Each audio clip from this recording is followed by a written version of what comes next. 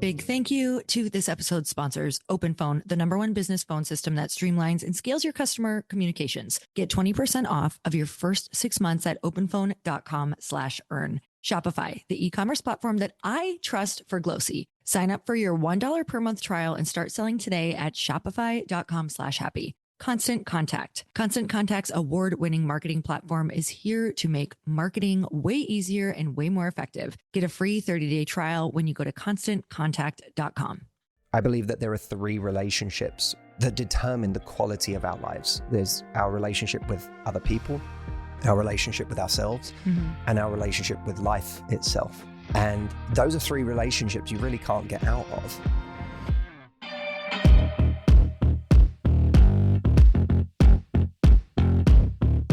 Hey everyone, welcome back to the Earn Your Happy podcast. Today's episode is another throwback, one of my favorite conversations. And you guys know that I've had this podcast for 8 years. So if you're newer to the podcast, I have literally recorded over 1,400 episodes, you guys. So I want to make sure that you don't miss any of these super amazing, juicy conversations that I have chosen just for you, because I can't tell you about the wealth of knowledge that is in this freaking catalog of throwbacks. I don't want you to miss it. It's truly what has changed my life and helped me on my journey of growth in entrepreneurship, in relationships, in personal development.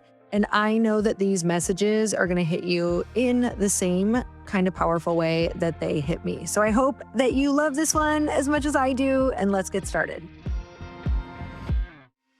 Hey everyone, welcome back to the show. I'm really excited about this one. And you guys, if you are looking to improve your love life, your relationships, if you're looking for love, I've got the perfect person for you, because he has helped millions of women get the love of their lives. He's also a New York Times bestselling author. He has a brand new book called Love Life: How to Raise Your Standards, Find Your Person, and Live Happily no matter what. My guest today is the incredible one and only Matthew Hussey. On this episode, we talk all about how if you're already in a relationship, there are so many tools to improving your relationships and falling even more in love with your life in general. And Matthew also shares so many incredible perspective shifts on the relationship we have with ourselves, the meaning we give our experiences in life, and how so many of us are chasing the wrong things to find happiness. I know that I have been so guilty of this in the past. I can honestly tell you I'm in one of the happiest places of my life because of a lot of what we talked about in this podcast that you will hear come out that I talk about. We talked about everything from overcoming heartbreak, dealing with loneliness, raising your standards, and how being happy enough actually positions you to make better decisions when it comes to relationships, romantically or in friendships. So you guys don't tune out if you already have your partner, because this is all about relationships that can be applied to all of them. And even my podcast team, who is a husband and wife, Danny and Brienne, they were behind the camera just like, yes, this is so good. They said they got so much out of it as well, and so did I. You guys, let's get into the show. Matthew, thank you so much for coming on the podcast. I'm so excited to have you here. Thanks for having me, Laurie. It's nice to be here. We've not been able to do anything in this capacity before. We've hung out. We've hung out. But we've never actually been able to do something on this level. I know. I was just telling my friend, she was like, oh, how do you know them? And I'm like, oh, we got to be at this really cool mastermind together. And I'm like, we sat by each other. Yeah, we were mastermind buddies. We were right next to each other. Yeah. So for me, that was a big deal. I'm like, we got to sit together. So, we got to know each other. So, and your beautiful, amazing wife, she's just like, she is such a light when she enters. You knew this. You found her. She is. She loves you and Chris. Oh, she's such a sweetheart. Literally obsessed. So you guys just got married fairly recently. Yeah, we got married. God, when was it? It was like October of last year. Wow. And we went on a honeymoon in November. While. Yeah, we've it's been a little while. It's been amazing. It's so nice to be married. It feels really nice. I didn't know if I would feel any different. That's just what I was going to ask you. I felt different, but it was for different reasons. So what felt different about being married? Like what changed for you? I think that, look, the reason I decided, I called a friend when I was thinking of proposing, and I'm the kind of person, I'm like, what's the point in this? And for many years, I didn't know if I entirely saw the point in it. You know, I saw the point in long-term relationships, but whether marriage meant something to me, I didn't. Totally. You know, I didn't have any reason in my background or my belief system that marriage should really matter. And the sort of rebel in me said, like so many people do I really need a piece of paper to, you know, say that I'm with someone and committed? And do I need to?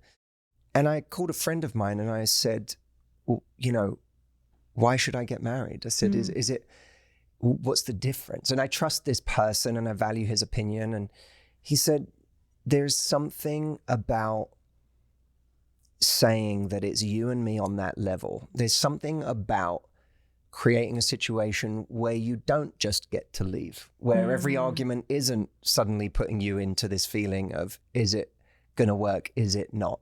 But you have a reason to stay. Your finger isn't just constantly on the trigger. Yeah, is totally. the way you put it. And, you know, there's something about that spoke to me. And when I got married, it felt like, the reason I wanted to get married is I said, I feel like I really want to build something now. I felt like dating, I was resetting all the time with a new person and a different situation. And it kind of felt like I was constantly hitting reset. And I liked the idea of building. And that's what I think shifted for me, was this feeling of, now that we're married, it really feels like we're building something. And I'm not someone who, you know, I don't think anyone's going to find me on this podcast tour for this book talking about kind of evangelizing about marriage or why everyone should get married or anything like that. But for me, it's shifted something. It's felt like, it feels like a safety to build because we've created this pact together. And now it's like, it really is you and me. Let's build together. And that feels fun to me. Yeah. Yeah. I feel like I kind of had a similar thing, and I didn't even know that it would happen. But I think what happened when we got married is we learned communicating, thank God, pretty early on in our marriage. I think that's from Chris's mom, who did a lot with just like psychology, and kind of, he just learned so much from her growing up. But what it did was it took off certain options off the table and language off the table. So there were things that we communicated about, like, well, now that you're married, you don't fight and say things like I'm leaving or talk about divorce, or like there were certain things that were just, they're off limits now. Yeah. And whether that changes with a piece of paper or not, I think what it did for us is it just had us like leap over this line that all of a sudden, we've gone into something where we're both committed. So whether that's marriage or not, which I'm very open for people, so many people now who are, you know, maybe they don't believe in marriage because they have different things that in their background. I can understand that and I think you can still somewhat create that experience just through communication. So. Yeah, and I think I really agree with that. And you get to decide what your relationship is going to be. I mean, that's one of the beautiful things about life. You get to decide what's important to you. And I think when you're in a great relationship, you get to decide together what's important to you as a couple.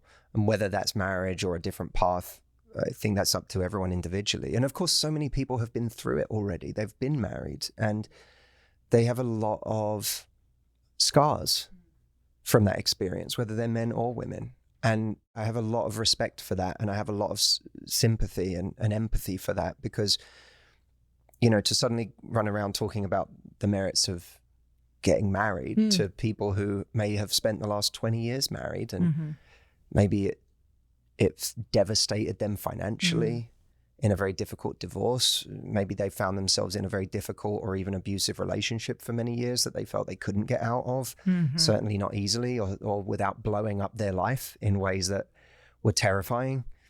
That's real. And it's very easy for someone at the beginning of that process to talk about how wonderful this thing is. And it's easy to forget there are people in all different stages of life that have had a different go of it. And so they have to do what's right for them in this chapter. And that's one of the things I'm excited about this book, is that it's not got an agenda. It's not about saying to people what they should or shouldn't do, that you should or shouldn't be in a relationship, that you should or shouldn't get married, or that you should have a family or you shouldn't have a family. There is no agenda. The only focus of this book is your happiness and your confidence within yourself. And what I've always found, that love and what it does to us is a wonderful way in to all of the things that we might want to work on or heal within ourselves anyway, because it brings up everything. I'm like, yes, my marriage every day is always just a constant reflection of me, myself, and what I'm working on. Truly, it's always making decisions for, loving myself in the relationship. So let's talk about your book, because I love the title. We were just talking about how great the title is and the double meaning, Love Life. Why this book right now for you? I wanted to write a book. My last book came out over 10 years ago. Wow. Yeah. Did that fly by? Or it not? Really, well, I know, it's like parts did, parts didn't. I've been humbled a lot in that time. Okay. I was 24, I think, when I wrote the book, the original book. And there are things you say at 24. I was just going to say, have you gone back and read it and been like... The surprising thing is I run a retreat that I've run since I was 21. Wow. When I was 21, I ran it with 6 people, and we took over my friend's house in the south of France. And I did a 5.5-day retreat for these people in the south of France. And I got this house for free because he was just doing me a favor. And I've run that retreat every year since. And now there's many hundreds of people in that program, and we do it at a resort in Fort Lauderdale in Florida. And it's a very different thing, and it's grown and grown. But one of the surprising things about that program is that a lot of it hasn't changed. When I go back and read the original book, the surprising thing about it is actually how much I agree with. How much the structure works. Yeah. But I think of giving any kind of advice, which is a really precarious position to put yourself in life, is to be any kind of an advice giver. I think you grow into a lot of the things that maybe you say early on. They're like a pair of shoes that are too big for you. And maybe there's a lot. You're like, I want to be this. We're teaching it because we want to do it. And because there's truth to it, and because it makes sense. And then I feel like I've obviously had new insights in that time, in the 15 years that I've been doing this, but I feel like grown into those shoes a lot more. And the things that now I maybe once said 10 years ago, I feel like they resonate differently for me at this point in life. So this book was a chance for me to say what I wanted to say now. I've been working with people and helping them find love for 15 years of my life. My entire adult life has been dedicated primarily to women, in helping them find love. What do I know today, and how could I put it all in one place? And one of the reason I called this book Love Life is because I believe that there are 3 relationships that determine the quality of our lives. There's our relationship with other people, our relationship with ourselves, and our relationship with life itself. And those are 3 relationships you really can't get out of. We don't live on an island. We live amongst other people.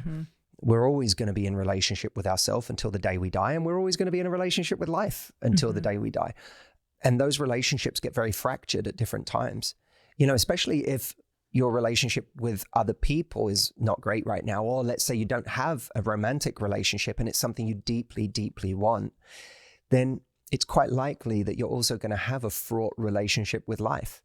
Because if your dream was to find love and to get married or to have a family of your own, and that didn't happen in the way that you wanted it to, you thought you'd be in a different place in your life right now, this does not match your blueprint for how you thought life would go, then you can start to dislike life. You can even start to hate life. You can also start to hate yourself, because you think there's something wrong with you. I'm broken. I'm never going to find it. And this book deals with those really difficult questions that people face. What do I do when my life didn't pan out by today the way I wanted it to? What do I do when I feel like, because of the years that this hasn't worked out for me, or maybe it did seem like it was working out, and then somebody left. Mm-hmm. You know, or they turned around and said they didn't want a family after all. And now this person I've been with for years, I feel like I've left because there's some vital part of me that wants to be expressed in having a child, but this person didn't want that with me. What do I do? What do I do when I feel like I'm getting older every year and the number of people that are available to me seems to be dwindling, or I'm increasingly feeling invisible? My friends are all pairing off or have already paired off, and you know, I feel like I'm the only one left at the party. Yeah. How do I cope with those feelings? And even if I can cope with the egoic elements of those feelings, which are that, you know, I feel like a bit of a spare wheel with my friends who are all in couples, or I feel like, you know, my family at the Thanksgiving table wants me to find love and I haven't, or that I feel strange because I'm at this age and I haven't found love. Even if I can deal with all of those outward facing concerns about what people think, how do I deal with the internal chronic pain that can come from loneliness? How do I cope when it feels like there is an absence at the heart of life for me? These are big questions, and these are the kinds of questions that this book attempts to deal with for people. So I feel like after 15 years, yet you have literally heard, I'm sure, of just about every single situation. I think I was so excited to have you on the podcast because it's not just for so many of the single friends I have right now or people who are just going through divorce, because, you know, I reached this certain age of your life and people are either finding them on like a second marriage, or maybe still haven't found someone and they're just starting to feel a little like desperate or scared.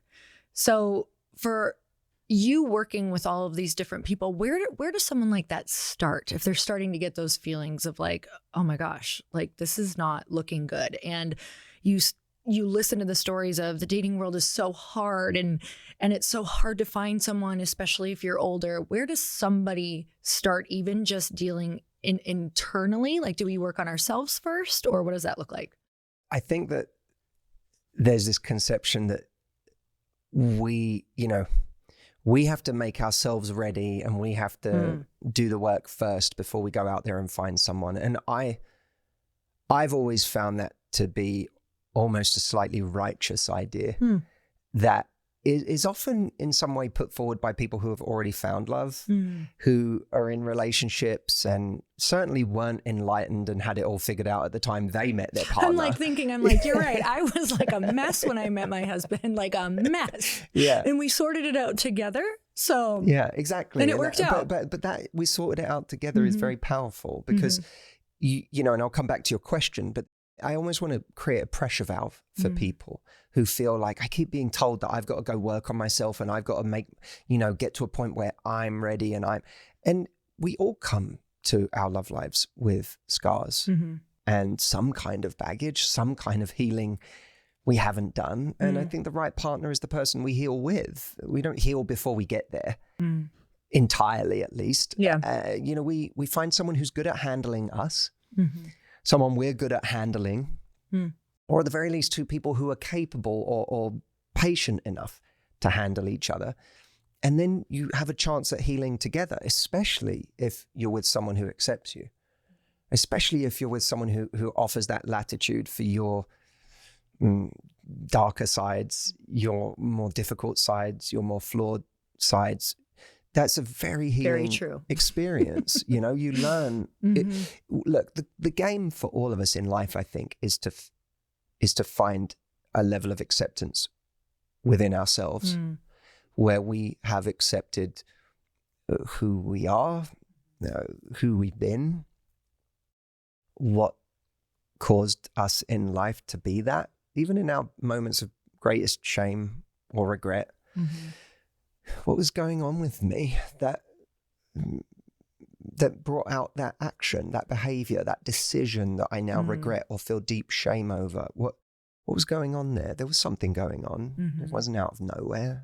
And I was, I think we're all doing the best we can at any given time, even if our best is awful or terrible or causes great pain to others. I think that we're doing the best we can with the tools and the resources and the learnings that we had. And I think the game is to get to a level of acceptance where we can find compassion for ourselves in all of that. And that's an internal game, but sometimes finding someone in life who models that kind of acceptance for you, whether it's a friend, a family member, a therapist, a partner, it becomes a kind of external representation of the internal place that we're trying to reach and can reach. It just models it from the outside. Ideally, what we don't want to do is wait for that kind of acceptance from the outside, because you never know when it's going to come.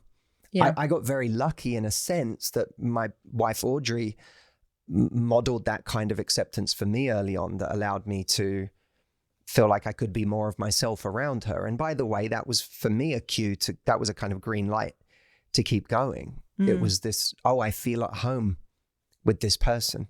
I feel this person makes me more of myself, not less of myself. And that became a real green light for me. And I hope that more of us can use those things as green lights, as opposed to the green light is this person is hot and cold and it makes me want them even more, or this person is making me feel anxious and that kind of feels like passion and I really want to get this person. I think we use the wrong things for green lights, and we, as my wife Audrey says, we chase the wrong things thinking they're going to make us happy. So I think a huge part of it is learning to chase the right things. To come back to that question of where does someone start? I think it is a place of compassion for yourself that, there's a reason that you're in this place you're in right now. You have had experiences in your life that have, in your own ways, made it hard for you. Now, those could be experiences from childhood that have meant that you've had a more difficult go of it because the love you received, the kind of love you received, or the love you didn't receive has predisposed you or your nervous system to being attracted to the wrong things. Yeah. Or to things that continuously hurt you. My friend Dr. Ramani in her book talks about the, It's Not You, her book is called. She talks about the happy family vulnerability, that for some people, because they're from a happy family, when they come across a narcissistic person, they can't spot it. It's like an animal in the wild they don't recognize. Yeah. And then they end up in a deeply painful and abusive relationship for many years that changes them. It changes their confidence. It makes them lose themselves. And there's a lot of rebuilding that has to get done after that. And if you're a victim in a situation like that, then you've had a harder go of it than certain other people.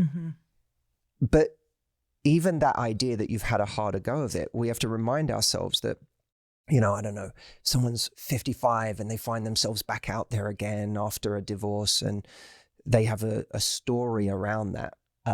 And let's say part of the story is that I'm behind. Well, behind who? There are people that are married today who you're comparing yourself to who may not be married in 5 years. So you're actually ahead because they're about to get divorced. If you look at it, no, but if you look at it that way, it's true. Yeah, you've got 5 years head start on finding love after this person even knows that they're, not going to be married anymore. It's a weird thing, this ahead behind game that we play. I really loved Anthony Bourdain.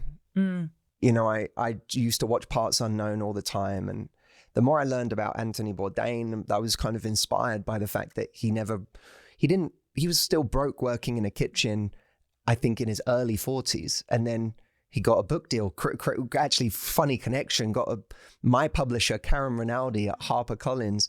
She wasn't at Harper then, but she was the one who gave him his first book deal for Kitchen Confidential. And I think he was 43 at the time. And for many people, they would say, that feels like that's, I would have to have my big break earlier than that. But he was 43 and then didn't go on to become the rock star that so many people knew him as in Parts Unknown until his 50s. And, I do Brazilian Jiu-Jitsu. He started Brazilian Jiu-Jitsu, I think when he was like 58. Wow. Started and went on to get his blue belt. And I looked at all these things as this incredible inspiration for so many people and myself who may have at some point felt like, I'm still behind. I haven't done that. And I looked at him as this example of someone who had a growth spurt later in life. And then, of course, we all know the story. He took his life. And was he ahead at that point? You know, clearly there was a lot happening for him that made it feel like living was intolerable. And I don't know this, you know, I can't know what was going on in his mind at the time, but it must have been an extraordinary amount of pain. And yet there will have been so many people looking at him in that moment saying he's ahead, you know, he's a rock star. He's got everything anyone could ever want. And I think we play this game in love too. You know, we're constantly looking at other people and what they have. We don't know what's going on with other people. We don't know what the inner workings of their relationship are. I know many people who are more successful the day they leave a relationship. And I get as excited by the people who come up to me in the street and say, I left someone because of you, as I do the people that come up to me and say, I found someone because of you. Because I know if you leave the wrong person, that can be life-saving. Yeah. Let alone time-saving. So I think the first thing is to start to detach from the story that is making this way more painful than perhaps it needs to be. In the book, I talk about my relationship with chronic physical pain because in my late 20s, I developed a ringing in my ears that was very loud and didn't go away, tinnitus. And on top of that, I developed pain in my head and my ear that really affected my life to the point where I couldn't see a way forward. I was like, it didn't make me miserable over weeks or months. It stayed for years. Wow. And, you know, 5 years into a pain like that, you identify with it. You're just like, this is my lot and I'm never going to get over this. And what am I going to do? I can't do this for another 50 years. And I know so many people have that experience with physical chronic pain, but emotional chronic pain has a similar kind of structure and resonance, because when you feel like you are always lonely and you're chronically lonely, or when you feel like you're chronically anxious or chronically depressed, you don't just feel the pain of the thing. Your pain is made worse by your relationship with that pain. You have a relationship with it. Yeah. And that relationship is the thing that ends up making life feel really intolerable. My relationship with my chronic pain was that it made me unattractive. It made me weak. It made me unable to achieve things because it was just took up all of my focus. And if I didn't achieve things, then I wouldn't be loved or I wouldn't be worthy. And it would never go away. And if it never goes away, I'll never be able to be happy again. And so I had this whole relationship with that suffering, and it made it so much worse. And what I learned is if I can take control of that relationship, then the suffering itself actually massively lessens. And that was what happened for me. When I realized I couldn't change my physical pain, or that I tried everything and nothing made it go away, I went into a place of, let me change my relationship with this thing. And by changing my relationship with it, it started to decrease. The same can be true in our love lives. When you find yourself at a certain point in life where you're back out there again and you didn't think you would be, you're going to experience all sorts of pain. Now, some of that pain is you're going to feel it physically. You're going to feel a loneliness, or you're going to feel heartbreak. Now, in a heartbreak, you feel physical pain. But what makes that physical pain intolerable is the story that goes with it. I'm never going to find anyone like that again. I'm never going to be this happy or as happy as I was again. I'm too old now, so no one's going to want me. I'm going to be invisible to people. There's all of that story. And the story is what turns the physical pain into something unbearable. But the story is the part that we can actually change. When you lay in bed at night and you feel heartbroken, you feel a sensation. You might feel it in your throat, you might feel it in your chest, you might feel it in your stomach. But if a sensation is just a sensation, like any other sensation, if a bee came and stung us right now, we wouldn't have a load of story to go with it that made it intolerable. It would be painful, but you go, oh my God, a bee stung me. That's so unfortunate. Like me. Yeah, you wouldn't be like, I can't believe I was. Bees don't like me. Yeah, or I'm so stupid. Why was I sitting in this part of the room where a bee could easily access me? And like, I'm such an idiot. This is what I always do in my life. we wouldn't have that story. You just go, the bee stung me, it hurt, that's annoying for me. You might even feel some compassion for yourself, like, this sucks, I got stung. But in a breakup, or in a heartbreak, or in a being lonely again at a certain point of our lives, we don't just have the sensation, we have the story, and the story makes us so unhappy. So this is a roundabout way of saying that, in answer to your question, when someone gets themselves, when they're in that situation, look at the story that you're telling yourself around this right now. And when you realize that that story is the part that you can actually change or see differently, and you can start to just look at the sensation in your body as something that can be treated separate to the story, by the way that you show up for yourself, or the way that you breathe, or the way that you regulate your nervous system right now, then it starts to become something you feel like you have an awful lot of control over. And I would say that's something you can do before you ever worry about getting out there again, or dating again, anything like that. This is so great, because it's so similar to, if anyone's not necessarily in the dating pool right now, this is so similar to friendships, and literally what I had to do before I could even gain female friends. I made all my friends more in my like early 30s, like all of my really good girlfriends. And so many people look at me and they're like, oh, I'm so jealous of your girlfriends. I'm like, I just got these like not that long ago, but I had to change my story. I had such a painful negative story around female friendships. And so I carried that into every single encounter with the woman. I was like, well, I'm more of a guy's girl, because they're not catty. They don't, use things against you. I feel like if I'm vulnerable, that's just going to be used against me for later. So I would always have a wall up.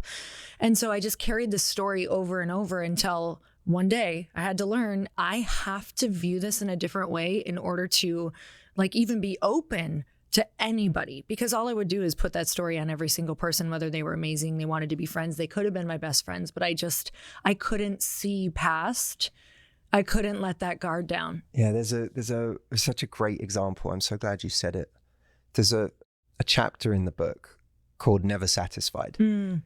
And I talk about the challenge of us feeling like when we're never happy, we are, in love, we either go for the exciting person who feels like they hurt us, or we find someone who doesn't hurt us, but we're not excited by them. Yeah. And that kind of pattern that we're constantly finding ourselves in. And I talk about this idea of never satisfied, and the feeling of never being satisfied often has us chasing the wrong things. And I break down the reasons why we do that and what's going on with us.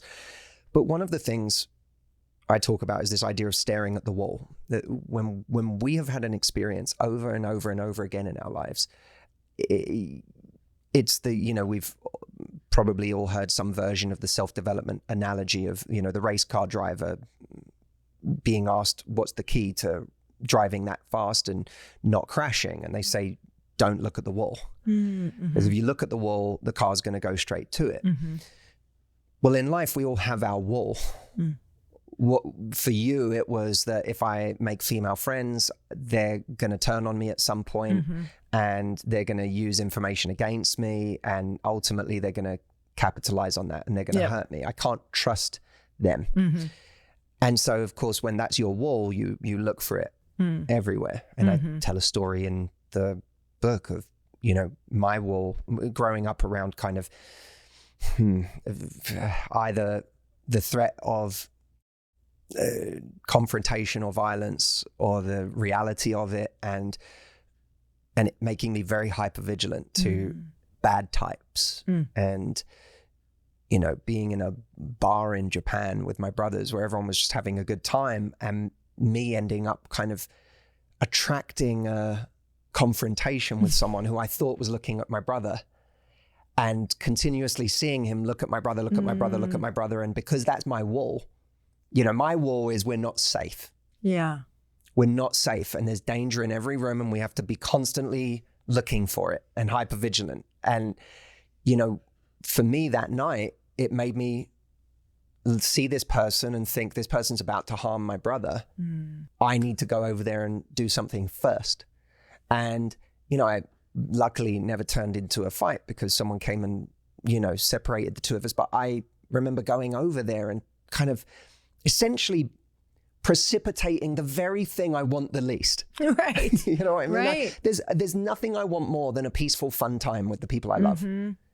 And my fear that we're not going to have that because there's some sort of threat of violence or danger in the room is what makes me actually attract it and precipitate that. And if you're looking for the wall, you'll find it wherever you are. You'll find the woman that betrays you. Yep. And it'll become the evidence. And at a certain point, we've focused on the wall for so long that we don't even realize it's a wall anymore. We just think it's the world. Yes. And for me, I had to realize, oh, there are other realities than the one that I have told myself is the world. I grew up distrusting people a lot in a perhaps a slightly different way to you, but I grew up with real trust. I didn't really realize they were trust issues at the time, because when you're looking at the wall, you don't realize it's the wall. Oh yeah, you think this is, you're like, it's looking not, out for yourself. I don't have trust issues. It's that you know, everyone has an agenda. Exactly, totally. And I had to make friends with people. And one thing I've been good at in my life is paying attention to other people and what they're doing differently. And I had to make friends who I realized didn't not trust in the way that I didn't trust. You know, our mutual friend Lewis Howes. I would be around him in the early days of knowing him, and I would see him doing things for people that I would be too distrusting to do for people. And I would almost get curious about that. And I would go, Lewis, when you do that for someone, are you not worried that they're going to take advantage, or that they're going to, you know, not give and just take and take and take? And because that had been my experience in life, is that people will just take, and they'll take until you've got nothing left and you're burnt out. And so I would ask him those questions, and I'd see a different belief system than the one I have. You know, I might hear him say, well, you know, there's always the possibility of that, but I get more by giving. Or, you know, if I notice that, then I just, you know, I steer more of my attention and generosity towards the people in my life that are reciprocal relationships. But I also make peace with the fact that, okay, that was a situation where I gave more than I got, and that's okay. You know, it's like, I would realize like, oh, there's a different way of thinking here. And he's not obsessing over this in the way that I might obsess over this or whatever. And that was very powerful for me, because I went, no, oh, there are other ways to live. And especially when you see other people living in those ways and it's working for them, you know, you go, well, maybe I don't want to be my way anymore. Maybe it's not serving me. And I have found the most powerful thing in the bridge between where we are now, staring at our wall, making our wall the world, and a different kind of life, is curiosity. It's not, I don't think it's belief. The self-development world is often kind of obsessed with the idea of just believing. If you could just believe, then, but I don't know, I've never been able to do that. Go into it. I've never been able to just believe that something is possible for me that I've never had or never experienced or don't have any reference points for. The idea of just believing has always left me feeling incredibly inadequate, because I go, wow, but other people must just be better at believing, because that's not possible for me. But curiosity for me became the gateway to belief, because curiosity would make me observe other people and life and see that there are other ways of being. You might have observed that there do seem to be women who have really beautiful female relationships. A very similar story, or just, And what is that? And okay, I'm not there, and it's not been my reality, but what is going on there? There seems to be another reality. And then when you do that, you do things a little different. You might say, okay, I'm just going to experiment. If I'm being curious, I might not know the way to do that, but I might just experiment with some different ways of being. It's the same in our love lives when we're dating. I had a woman who I coached that she was dating a guy and it was going really well. And I tell this story in the book. And she really liked him. And then one day he had a barbecue with his friends. This was early on. Okay. He had a barbecue with his friends and he didn't invite her. And it triggered everything for her.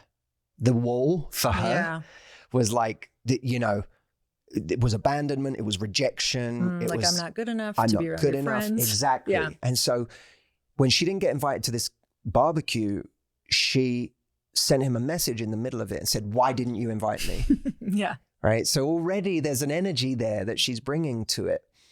And he said, oh my God, I'm so sorry. The truth is I just haven't seen these friends in a while. Really excited to see them and get some quality time with them. But can I call you tonight? And she wrote back, don't bother. Now, she had a right to be hurt that she wasn't invited. But the way that, again, this was her wall. The way that she interpreted this meant that she then precipitated the kind of division that she didn't want. Right. She didn't want to feel separated. She didn't want to feel abandoned. But then she said, don't bother. Went straight into this avoidant place. Yeah. Right? And then every day he didn't call, she felt validated. You see? Yeah. This is exactly what people do. But she had told him not to call. And he's like, but I'm doing exactly what you told me to do. Yeah. And I don't like, and of course the energy that she's bringing him is a very difficult one at that stage. It's not an energy of vulnerability, because vulnerability might have been, is probably nothing, but I felt hurt that you didn't invite me. And it made me feel unsafe, or it brought up some stuff for me. And, it'd be great to speak to you later, but I just wanted to be honest with you. Or maybe she'd say that when she got on the phone to him. I actually felt a bit hurt earlier. I probably don't have a right to. We're just getting to know each other. I just, I felt that and I wanted to share it with you. That would have offered him a chance to know her better, to have compassion, to maybe even see himself in that. Because maybe there's situations like that where he's felt that in life and he goes, oh, I relate to that feeling. Maybe he sees that and says, that's so interesting. The last 3 people I dated, when they felt like this, they lashed out, or they did something spiteful in return, or they went cold on me, but this person just brought vulnerability. When he sees that, maybe he sees someone who's unique or different, or going to create a better life around with him than the people he's dated in the past.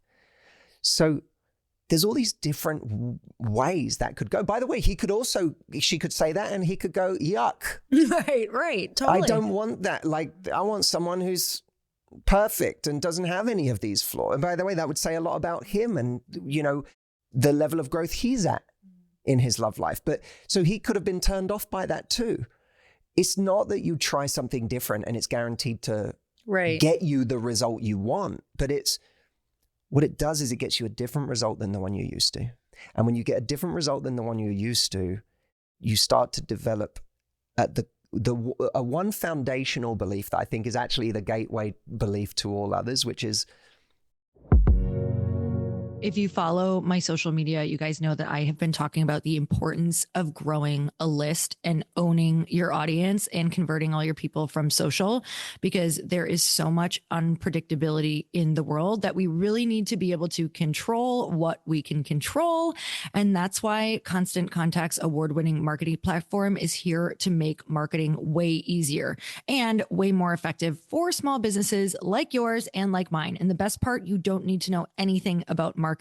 So your struggle with expensive, slow, and unmeasurable marketing is over, because with their all-in-one platform, you can create and manage attention-grabbing campaigns in just a few clicks.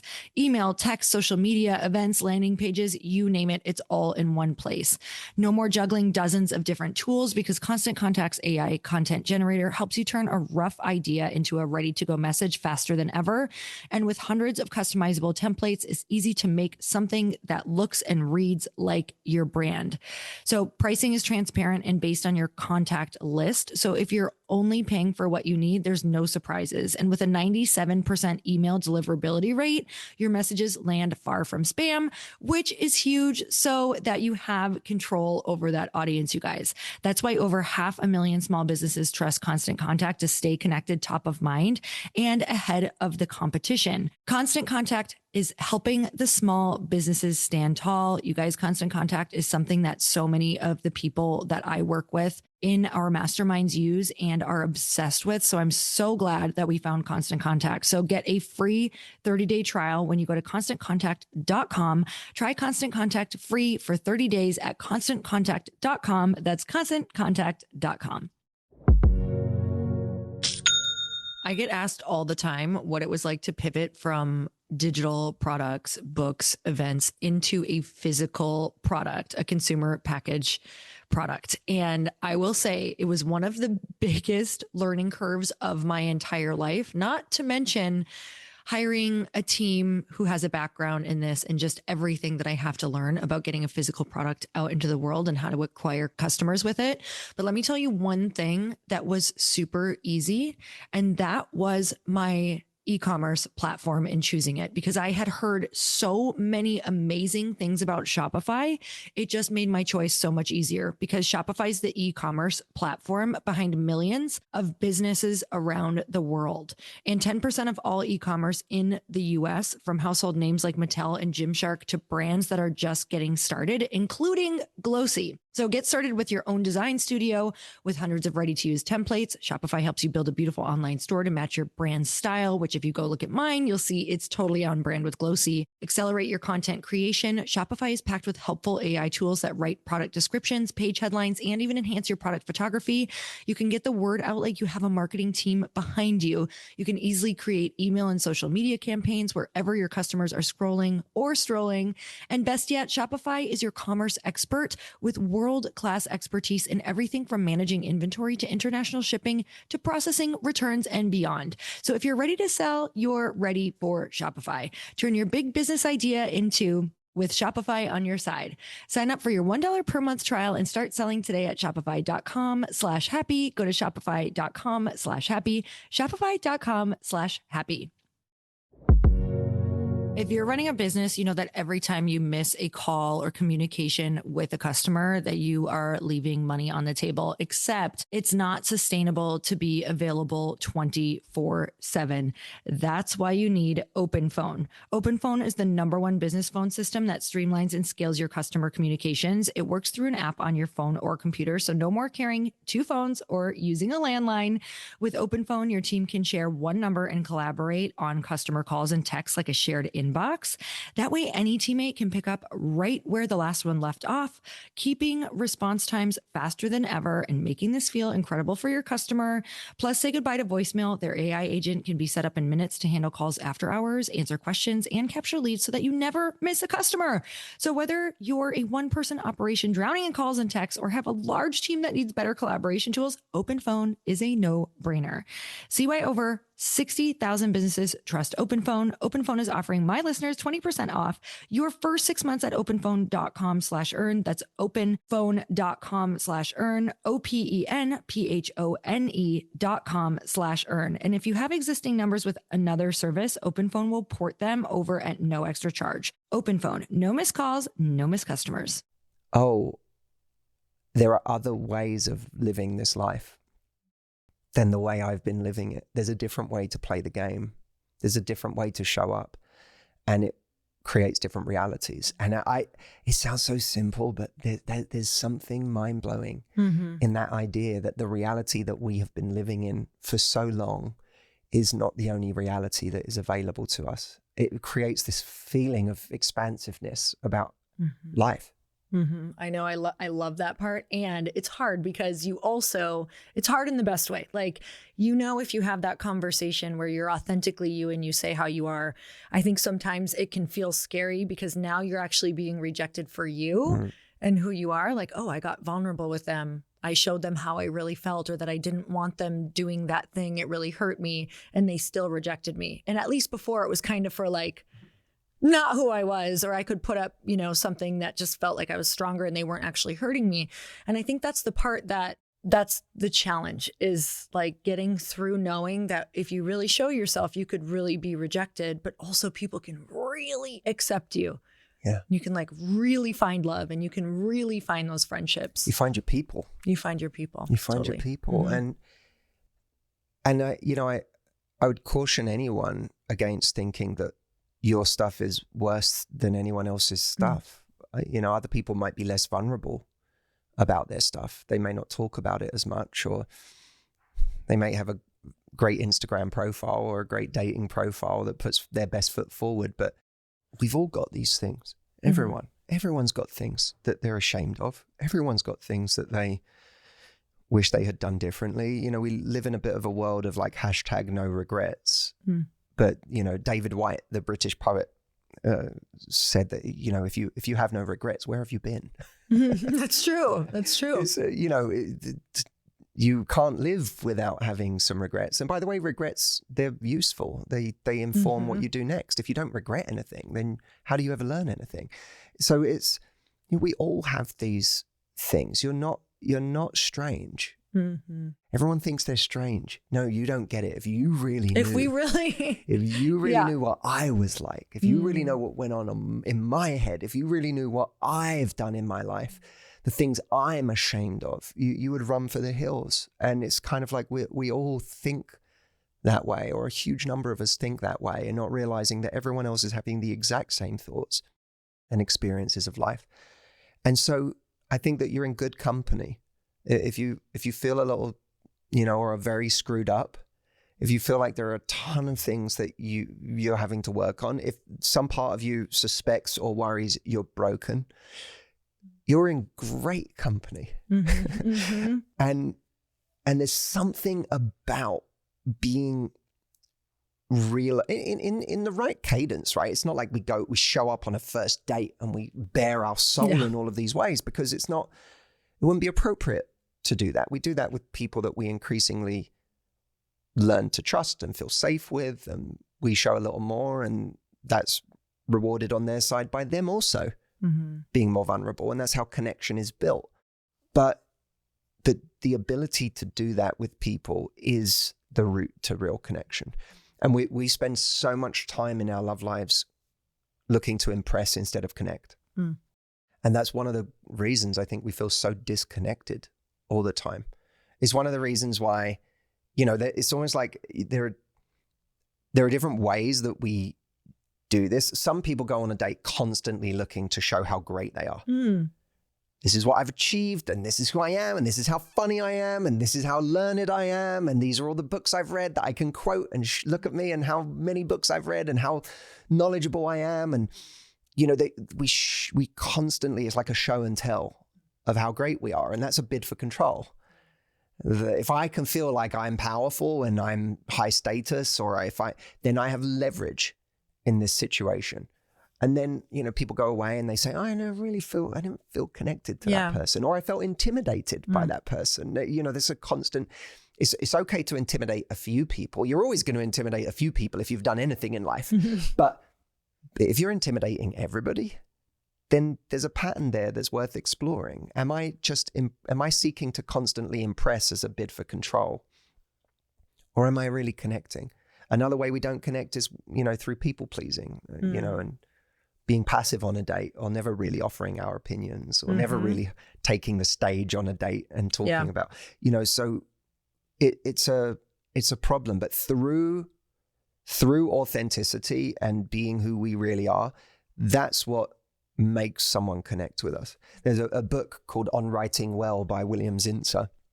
And he said, this is where he gives advice to nonfiction writers. And he said that there's a moment when he's reading an article written by somebody where at the beginning, he often finds that there's a kind of desire to impress. The writer is trying to use overly flowery language, clever sentence structure. It's a kind of, you know, look how impressive I am as a writer. And he said somewhere down in the article, there'll be a moment where the writer says something authentic, reveals a detail about themselves or the way that they're thinking, a vulnerability. And in that moment, he sees that and he goes, aha, a human. And he said, the moment where I feel like, aha, a human, that's the moment where I know I'm on, that writer is onto something. Yeah.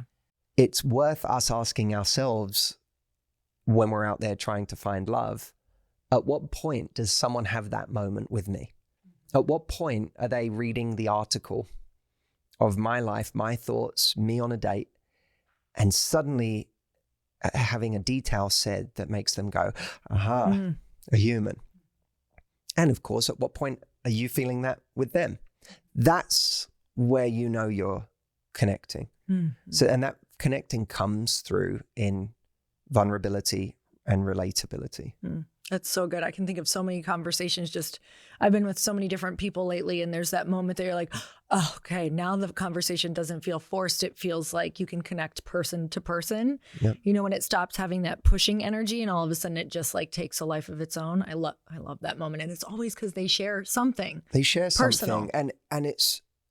And it's easier to do that when you've accepted those things in yourself. Mm-hmm. That's so true. You know, if there's a part of your story that you have not processed yet, and you feel shame around it, then you're either not going to talk about it, or when you do talk about it, you're going to talk about it through squinted eyes and almost like that feeling, you know, that the other shoe's going to drop once you've said this, and they're going to look at you differently and they're going to judge you. But what you're really afraid of is that they're going to learn this thing that you already think about yourself, that I already don't like this about me. And once you know it, you're not going to like it about me. And it's going to validate the fact that this is shameful or ugly or pathetic or unlovable.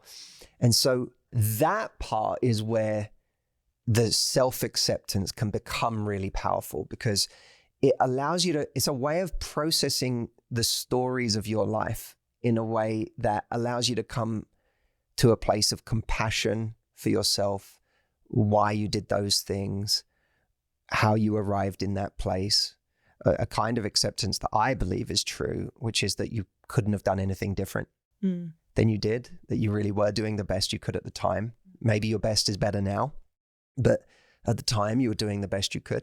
And the acceptance that there have been things that have come out of that you wouldn't give up. And once you've been through that processing, it's kind of a way of rewriting the script and the story of your life through a different lens, a more loving lens, a more compassionate lens. Then you no longer say these things in the same way to people. And it's funny, people take their cues from us in life. They learn how to think about something by the way that we say it. So true. Yeah. There's I remember seeing an interview with Daniel Radcliffe. Not that I want to draw any more comparisons between me and Harry Potter, but no, I'm like, now I can't unsee. Why? I'm not doing myself any favors here. There's a story he tells of him, I think it was going to Japan to promote one of the movies in the height of the Harry Potter hysteria. And there was a giant crowd there, far bigger than anyone anticipated. And they hadn't brought enough security. And he was with his parents. And he describes this very scary experience of having to move through this crowd and get to their car. And it being something that's potentially quite harrowing. And then the car doors closed and he sat with his parents. And he said he looked at them, almost waiting to see how he should react. Mm-hmm. And then he said, my parents burst out laughing. And he said, when they burst out laughing, I started laughing. And then we all laughed together. He said that was a very instructive experience for me, because had my parents freaked out, had they been afraid, had they, gone a different direction with that, it might have changed the way I saw the whole thing. But when they laughed, I laughed, and it became this funny situation. I had 2 women take my program many years ago. And this was back in the days. Now when we do an event, it's a lot of people, but this was back in the days where it was like a kind of weekend style boot camp almost. And we'd take people out and get them to actually practice talking to people. And so on. Yeah. And these 2 women had both been out the night before. And the next day they came in, and one of them said, it was a lot of fun, but I had a really hard time with something. I said, what's that? She said, well, I have kids. And it never left my mind. Like, how do I talk about the fact that I have kids? As if she had like Darth Vader waiting at home for any guy that would come over. It was like, but to her, it was It was baggage. She said, how do I talk about it? 2 or 3 people later, a woman put her hand up and she said, I don't have a question. I just want to tell my story. I started talking to this guy and ended up exchanging numbers, and it was a great experience. And the whole crowd applauded, and I was like, so what happened? She said, well, I went over to the guy and I said, he had a chin dimple. She said, your chin dimple is like really adorable. She said, it's not quite as adorable as my daughter's cheek dimples, but it's adorable. And it was this fascinating moment where she didn't even realize, she wasn't saying it as an example of I did it differently. Yeah. She didn't realize there was a connection between what she had done and what the other woman had asked. But one woman said, how do I bring up the fact that I have kids? Yeah.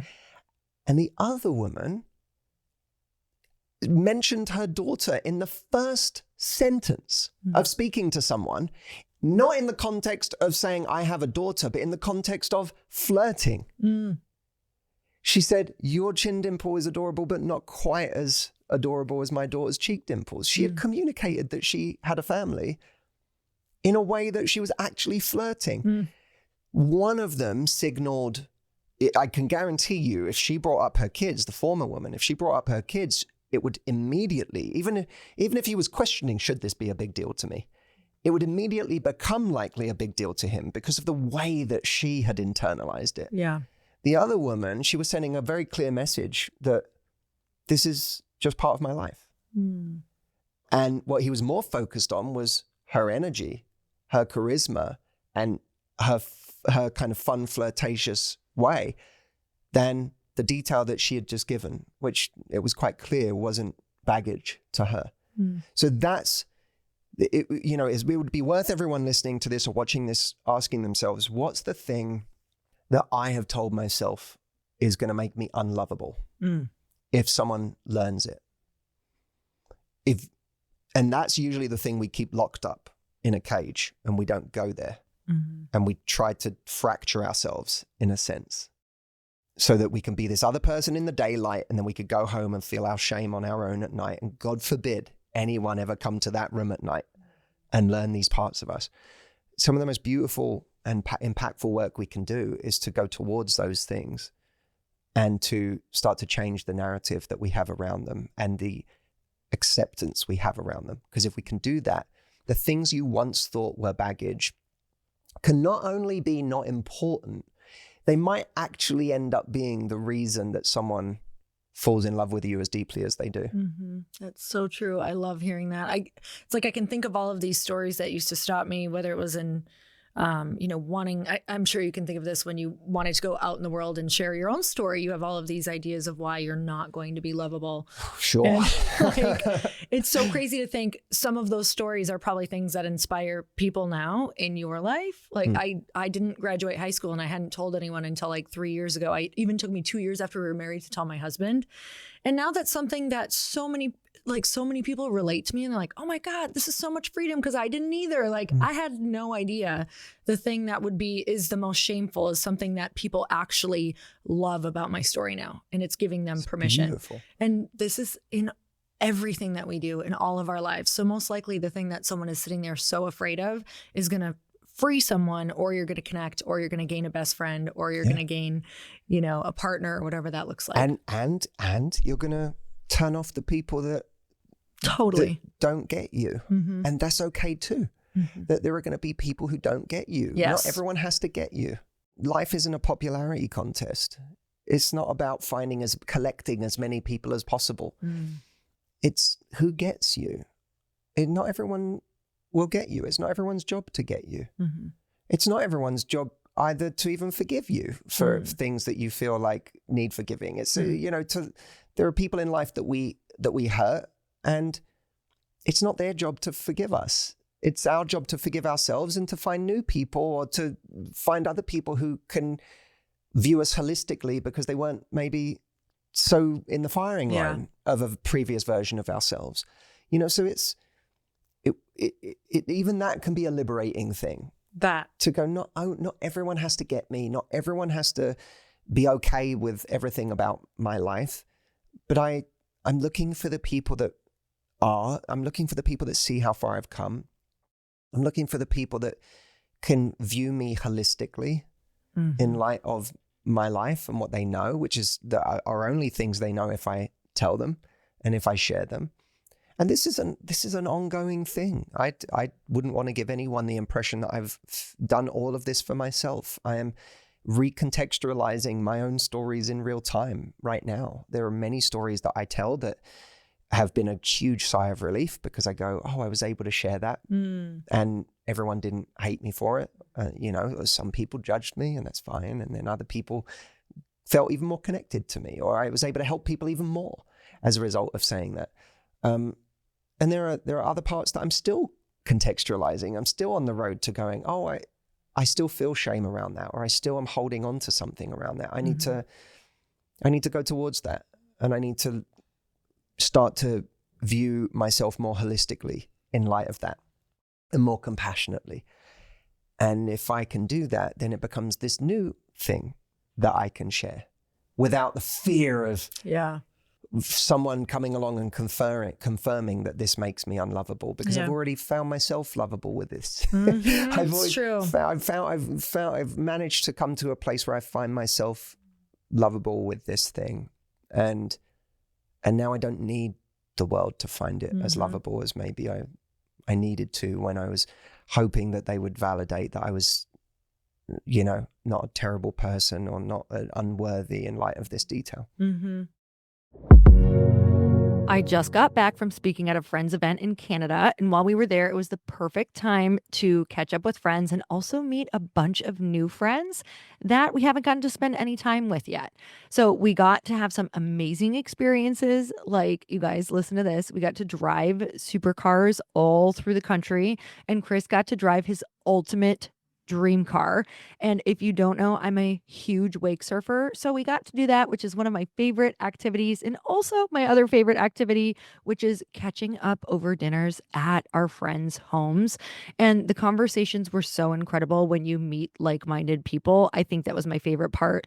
But when Chris and I are traveling like this for work and making memories, we love the idea of someone else getting to enjoy our properties, to catch up with friends and make their own special memories like the ones that we had while we make a little extra cash. And now Airbnb has a co-host network that can help with hosting details for you. With the co-host network, you can hire quality local co-hosts to support you with everything from creating your listing to managing reservations, messaging guests, and more. Find a co-host at airbnb.com/host. So what are we going to get out of the book? Like, what are you hoping when you were writing this people would ultimately feel? Because you've poured it's been 10 years since your last book. You poured all of your lessons. You're now a totally different person. You're in a totally different place, relationship, all of the things. What are you hoping, like, who is this for, and what are you hoping people get out of it? Great questions.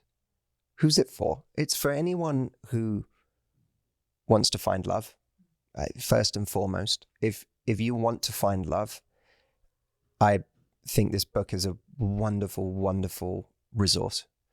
And I hope it becomes an indispensable resource for people. I hope it gets passed between people who are in different stages of finding love, and whether it's finding love, in their romantic lives, or finding love for themselves again, or some combination of the two.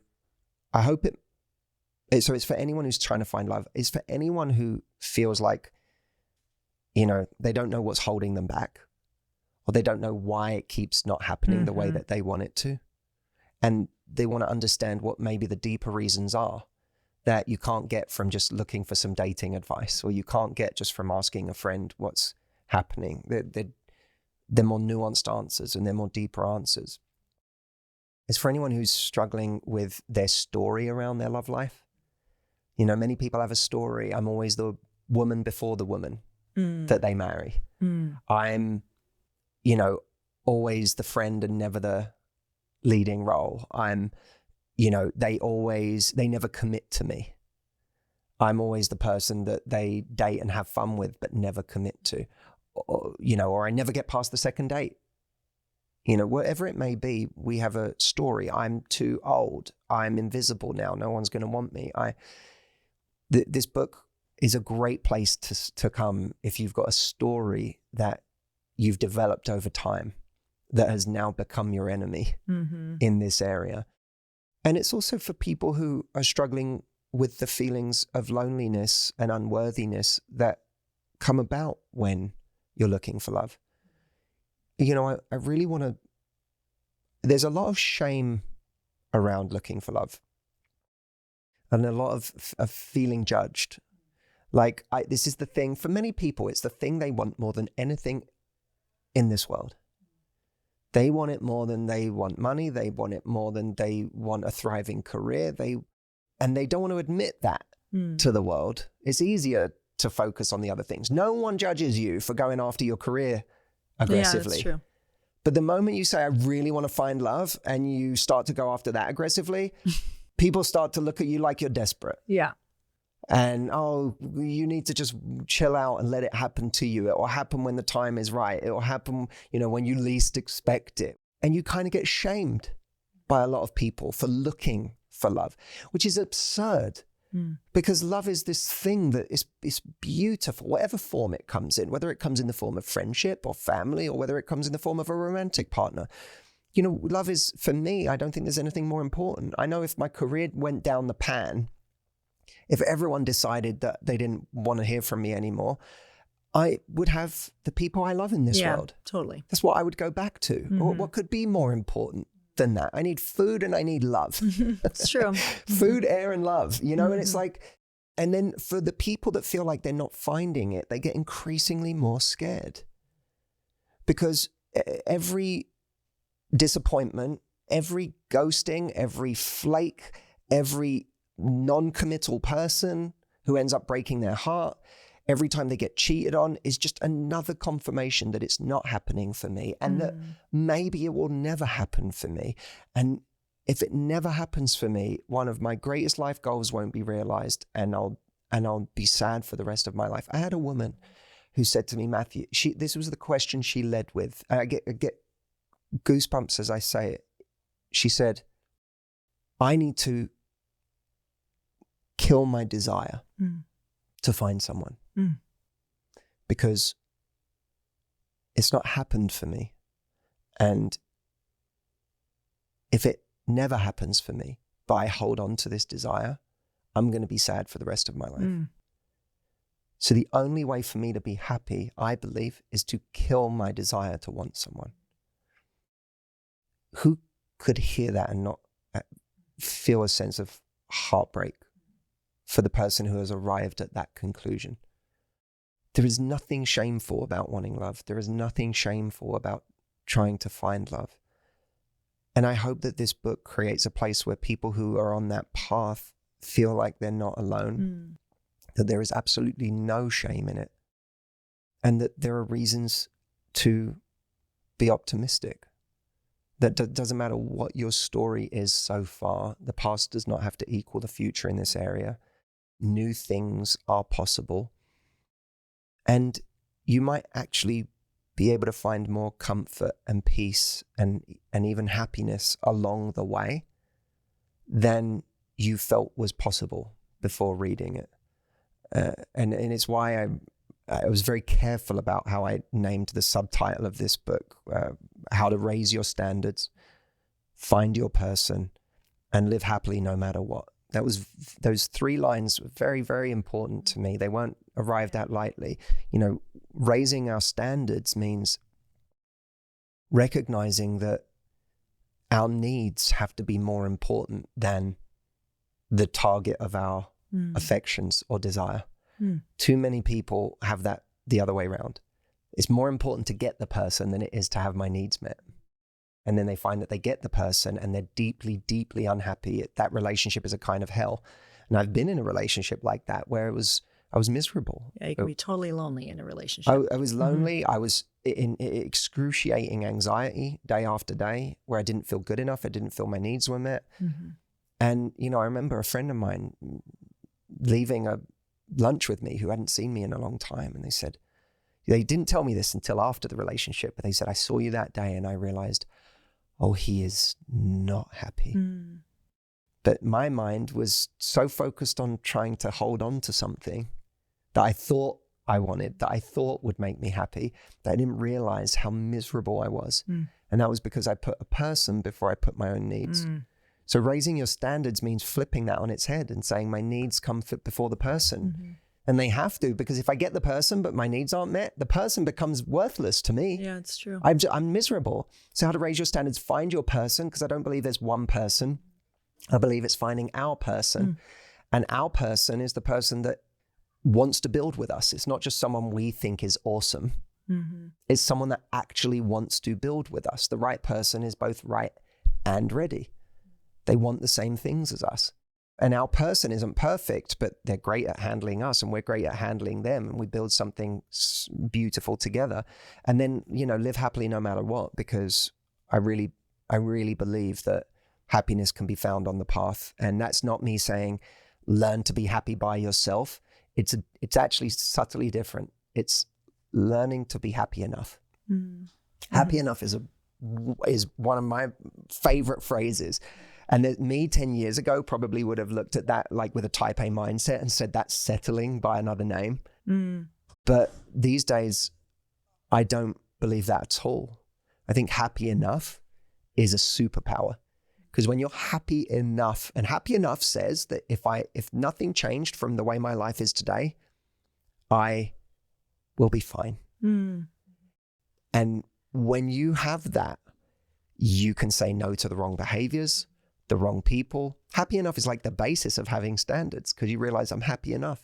You can even acknowledge that I would be happier if I found an amazing person to share my life with, but I'm happy enough even if I don't. And I show people in this book how they can reach a point of being happy enough that will become your ultimate power in finding love. Because to me, one of the master keys of finding love is loving your life and loving yourself and being happy enough even before you found it. Well, this was so good. I just slipped into a little vortex with you.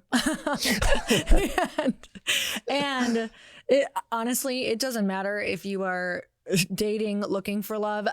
Everything that you said resonates with me deeply because it is loving who you are and it affects and impacts all of your relationships. So I'm so grateful for you coming on the show. Thank you so much. Thank you. And for anyone out there, I'll say this. I've spent a lot of time with people in all different phases of their life in this area. And there are going to be chapters in here that this is one of those books where you could buy it for a single chapter that I believe is going to change your life. We have a chapter on the question of having a child and all of the experiences people have that make them make bad choices in dating because they're in a rush to create a biological family. Yeah. And how do you deal with that when you feel like you're in a rush, but you're not meeting anyone? So there's a whole chapter on that. There's a whole chapter called How to Leave When You Can't Seem to Leave, which is aimed at narcissistic relationships or abusive relationships that this chapter is designed to be the thing that someone can read that will give them the strength and the courage to actually leave a situation. So if you're even thinking about that for yourself, get the book just for that chapter. There's a whole section on the book for confidence that anyone who's not even looking for love could just take on its own as a model for becoming a more confident person in their lives. So it really is a book that's designed to, there's a whole chapter on heartbreak and how to overcome heartbreak.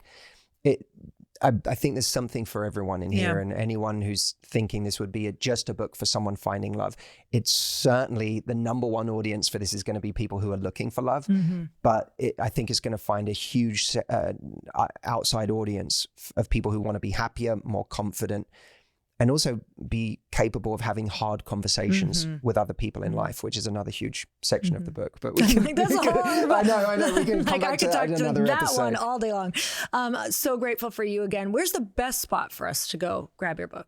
So the best spot would be lovelifebook.com. You guys go grab the book. All you have to do is go down to show notes. You can go and check that all out and grab it now. Thank you so much for coming on. And you guys, so grateful for you as well. And until next time, earn your happy. Bye, everyone.